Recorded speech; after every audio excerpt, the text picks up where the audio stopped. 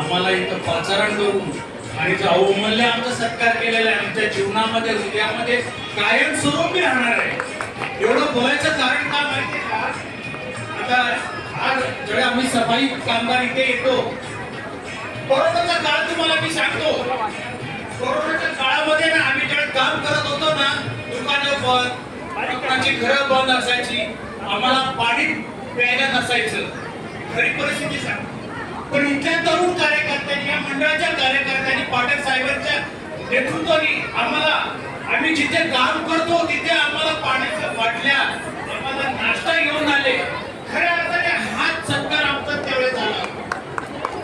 खऱ्या अर्थाने त्याच वेळी आमचा सत्कार झाला. एक उदाहरण सांगतो, सफाई कर्मचारी आणि एक इंजिनियर सूट टायवाला, आमच्या हातामध्ये झाडू असू द्या, पण आमच्याकडे बघण्याचा दृष्टिकोन वेगळा असतो आणि त्या इंजिनियर टाय सूट घालणाऱ्यांच्याकडे बघण्याचा दृष्टिकोन वेगळा असतो. पण आम्ही माणूस आहोत आणि आज कोरोनामध्ये आणि आजच्या दिवसामध्ये आम्ही भारावून गेलो. माझ्या जीवनामध्ये माझे अनेक सत्कार झाले, मी सामाजिक क्षेत्रामध्ये पण काम करतो, पण हा सत्कार माझ्या जीवनामध्ये हृदयामध्ये कायमस्वरूपी राहील. मी पुन्हा एकदा जपाची देवी नवरात्र उत्सव मंडळ यांना, जे पदाधिकारी आहेत त्यांना मनापासून धन्यवाद देतो.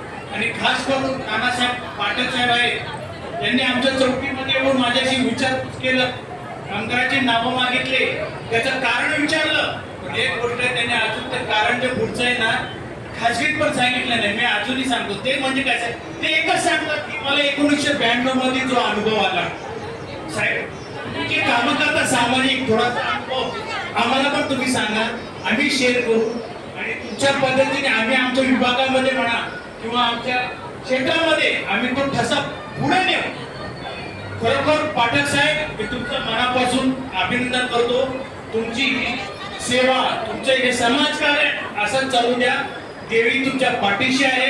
इथल्या मंडळाला सुद्धा मी सांगतो, तुम्ही असंच काम करा. ही देवीची जशी पूजा करताय तशी माणसाची पण तुम्ही श्रद्धा आणि पूजेचं स्थान ठेवा. तुम्हाला भरपूर पुढे प्रगती होईल. एवढे बोलून माझे 2 शब्द